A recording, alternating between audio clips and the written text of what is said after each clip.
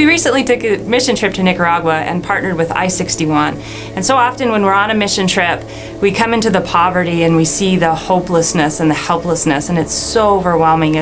We just wonder, what can we do? Can we even make a difference?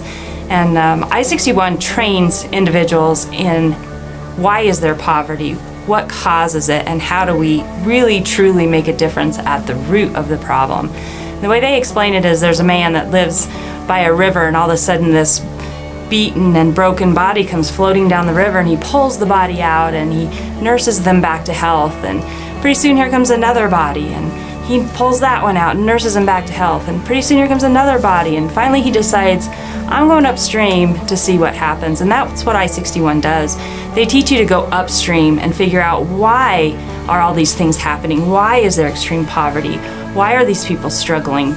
So they give you a training in the morning to teach you about why these things happen, and in the afternoon you get to go out into the community and actually experience it. And we were taught that undeveloped leadership, educational inequalities, and human injustices are really the roots to all the problems.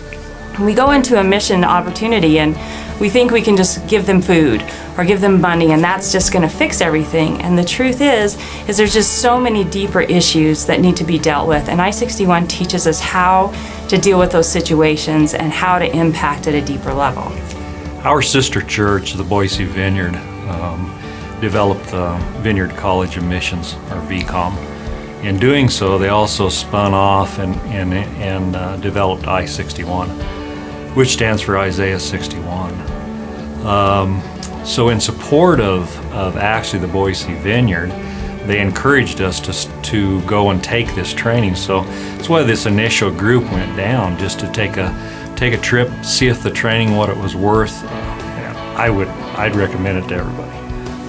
In the morning we went to class and we got to learn about either world, hunger, social injustice, those types of things. Those were the classes that we had taken. And then in the evening, after class, we'd load up in a van and we'd actually go out and practice what we were taught in the community of Nicaragua. And there in Managua.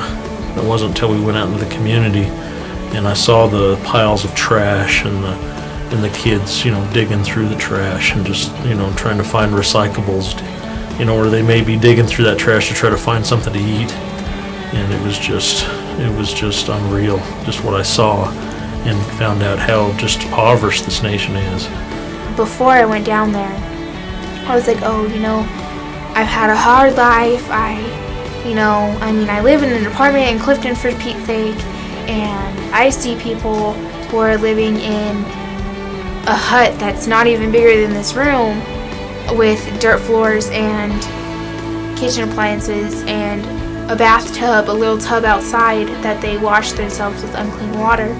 And I say, I'm blessed. I have so much compared to this. And I came home and I said, I'm not going to complain about anything ever again. Just seeing the needs down there. You come back to this country and you realize we are so blessed. They took us to the edge of the dump there in the city, and they used to allow the children in there, but they don't anymore. But on the edge, when the trash trucks come in, the children they have one child will stand out in front of the truck to slow it down, and then they just climb on the truck while it's kind of moving, and little kids. And they just start going through the trash to try to find plastics or whatever they can to sell. And it's kind of heartbreaking. And they're just dirty and filthy, and so, it kind of breaks your heart when you see that. I definitely have a desire to go back out into the world and do more mission trips. It definitely opened my eyes and taught me to be happy with what I have and to not take things for granted. I think anyone and everyone that goes into missions or has any desire to go into missions ought to take this training. It was that impactful.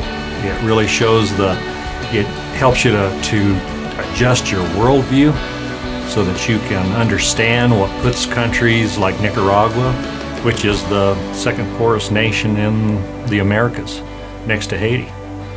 So, you know, we saw the intent behind it down there is that you can actually learn the training and then go out and exercise and actually participate then in ministry with the extremely poor. A lot of the people that went on this trip to Nicaragua with us were first timers. We had our youngest one was 13 and our oldest was over 60. And it was amazing just to see how they adapted and how they jumped in and how they did ministry and just loved on the people. And it was just a confirmation that anybody can do missions.